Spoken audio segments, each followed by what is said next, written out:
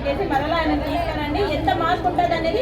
ఈ రోజు ఈ సంఘీభావ దానికి నేను వచ్చాను కదా, రేపొద్దున మీరే పిలిచి మేడం మీరు చెప్పినారు చంద్రబాబు నాయుడు గారిని మేము గెలిపించినాము, మీరు చెప్పిన మాటలు ఖచ్చితంగా ఆయన చేసినారు, మీరే మళ్ళీ నన్ను పిలిపించి పెడతారు ఇదే ప్రెస్ మీట్.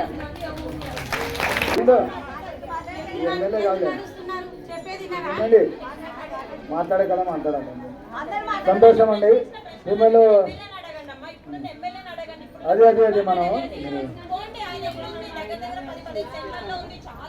ఆ ఎమ్మెల్యే కానీ ఆ ప్రభుత్వం కానీ మేడం మేడం ఇప్పుడు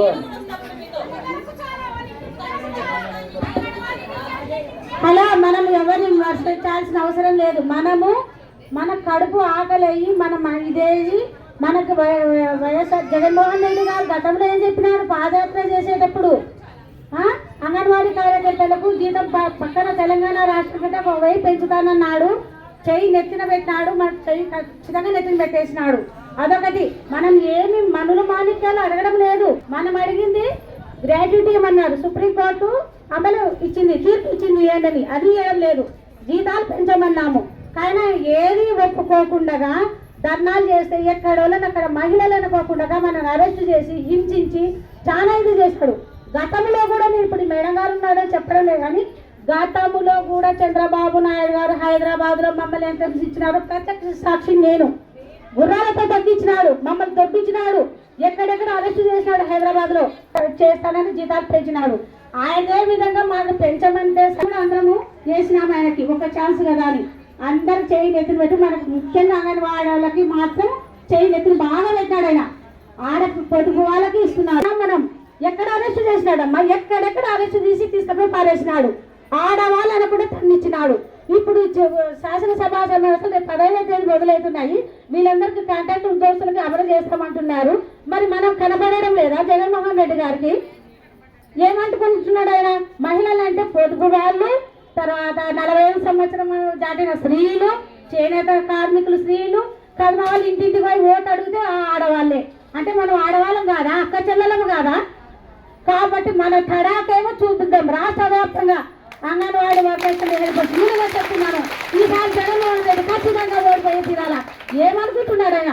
ఒక బొబ్బులు ఎమ్మెల్యే మాట్లాడతాడంట, బలిసి మనం రోడ్డుకెక్కినామంట. వాడు ఒక మగవాడైనా తన ఇంట్లో ఆడవాళ్ళు లేరా, తనకు అక్క చెల్లెళ్ళు లేరా, భార్య లేరా? వాళ్ళంతా రోడ్డుకి ఎక్కితే ఏదైనా వస్తే బలిసి ఎక్కుతారా? మనం అంత బలిసి ఎక్కినామా? కడుపు కోట ఎక్కువై అందరూ ఇదే, చాలా మంది ఈ ఉద్యోగం మీద ఆధారపడి బతుకుతున్నారు. ఆ ఎదు లేక బొబ్బులో మిల్లి ఆ మాట మాట్లాడతాడంట. ఆయన ఇంటింటికి తిరిగినాడు. ఏమని? బలుపు తక్కువయ్యి, బలం తక్కువయ్యి, అమ్మ ఓటేయమ్మ అని తిరిగి వేయించుకొని ఇప్పుడు మనల్ని ఎక్కువ మాట్లాడుతుడు, మహిళలను చూడకుండా. అటువంటి వాళ్ళు ఏమనాలా? అంత నీచంగా ప్రవర్తించా అందరూ చెప్పి తాళాలు పౌరులు కొట్టించి దౌర్జన్యంగా సెంటర్లో నడిపిస్తాడట.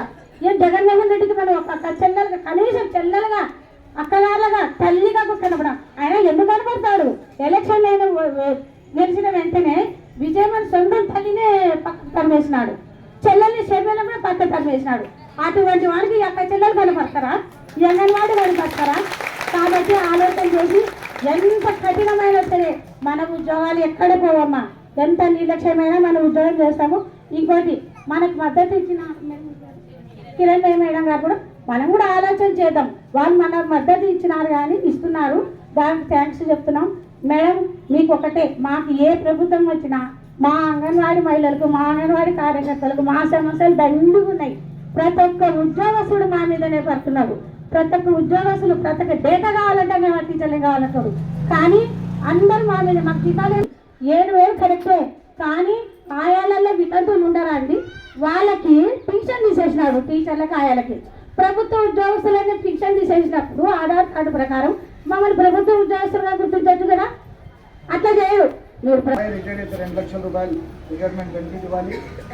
అలాగే ఇప్పుడున్నటువంటి యాప్లు చాలా వరకు తొలగించాలి. అలాగే ఈఎస్ఐ పిఎఫ్ సౌకర్యం వంటివి కూడా కలిపి అవకాశం ఇవ్వండి.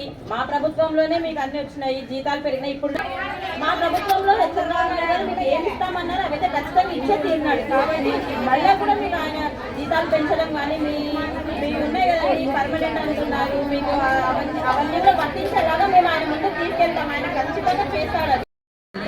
అది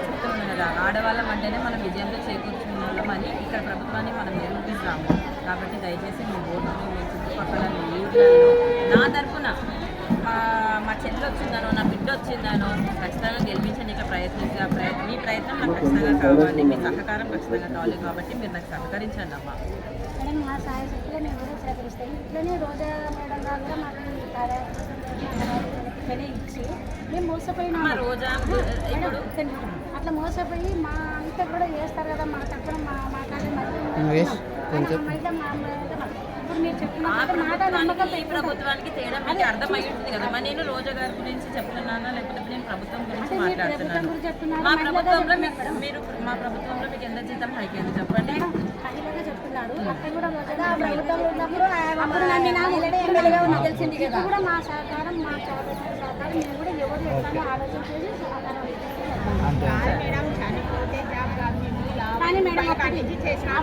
అదే అమ్మా ఇప్పుడు మీ సమస్యలనే నేను విన్నాను. లేకపోతే మా ప్రభుత్వం కాబట్టి ఇన్ని ఏళ్ళ సర్వీస్ లో చిన్న జీతానికే చేసినాం మేడం. మా ఇంట్లోనే ఇంత చిన్న జీతానికి చేసినాం కాబట్టి ఒక మనిషికి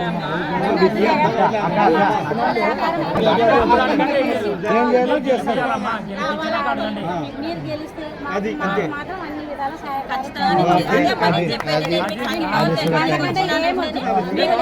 చేస్తానని చెప్తున్నాడు కదా. ఎలక్షన్ కూడా జగన్ వస్తుంది ఇంకా ఏమి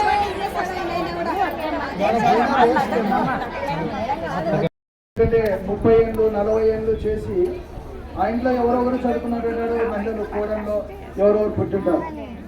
కాబట్టి అది ఆశించడం ధర్మం. మా ఇంటి వాళ్ళకు కావాలనేది అవి రకరకాలైన సమస్యలు ఉన్నాయి. ఆ సమస్యలు అంగన్వాడీ సమస్యలన్నింటినీ కూడా రాబోయే రోజుల్లో తీర్చడానికి మీ నాయకులతో మీరు చర్చించి ఇక మీరు కూడా ప్రజాసేవ చేయడానికి ఆశిస్తున్నారు. తప్పకుండా ఆ భగవంతుని ఆశీస్సులు మీకు ఉంటాయని చెప్పేసి మేము కూడా మా సహకారం కూడా మీకు కూడా ఇస్తాం. కాబట్టి మీరు మాకు ఈ సన్నిభావానికి వచ్చినందుకు ప్రత్యేక ధన్యవాదాలు తెలియజేస్తూ సెలవు.